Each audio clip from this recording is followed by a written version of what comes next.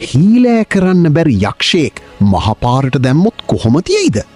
අධිබලති යතුරු පැදි පදින අයට දාඩිය දාන තාරපාරේ අහස බලන් යන අසම සම මෘගයා.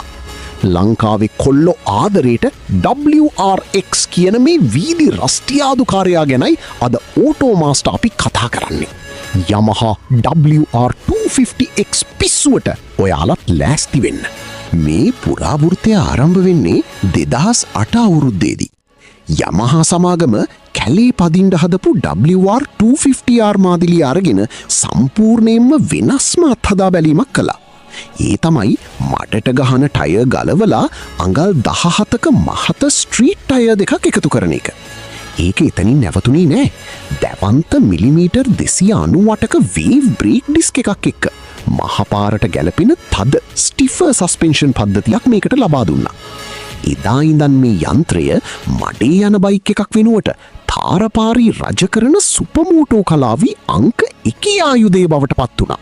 සමහරු මේක දැක්කම මේක 250cc එකක් නේ කියලා සාමාන්‍ය බයික් එකක් ගාන්ට දාන්න හැදුවත් මේකේ ඇතුලේ තියෙන්නේ ලෝකෙම හොල්ලපු 1000cc R1 බයික් එකේ තාක්ෂණය. මේ ද්‍රව සිසිලන ලික්විඩ් කූල්ඩ් DOHC එන්ජිමට Yamaha ඉංජිනේරුවන් ලබා දුන්නේ ටයිටේනියම් ඉන්ටේක් වැල්ව්ස් සහ ෆෝර්ජ්ඩ් ඇලුමිනියම් පිස්ටනයක්. ඒ වගේම සිරැමික් ප්ලේටඩ් සිලින්ඩරයත් එක්ක මේ සිංගල් සිලින්ඩර් මෘගයා RPM මීටරේ 10000 සීමාව දක්වා කිසිම අපහසුාවක් නැතුව මරහඬ දීගෙන ඇදලා යනවා. අධිබල ඇති යතුරු පැදි පදින අයට පවා දාඩිය දාන්නේ මේකේ තියෙන ක්ෂණික වේගවත් වීම, ඉන්ස්ටන්ට් ඇක්සලරේෂන් දැක්කමයි. ගුවන් යානා තාක්ෂණයට සමාන ඇලුමිනියම් මත පදනම් වුණු සැහැල්ලු ෆ්‍රේම් එකක් මේකට තියෙන නිසා බයික් එකේ සම්පූර්ණ බර කිලෝග්‍රෑම් 138ක් වගේ ඉතාමත් කුඩාගයක් ගන්නවා. මේ සැහැල්ලු බව නිසාම අංශක 90 වංගු කපන්න වගේම ට්‍රැෆික් අස්සෙන් රින්ගන්න මේකට තියෙන්නේ පුදුම හැකියාවක්.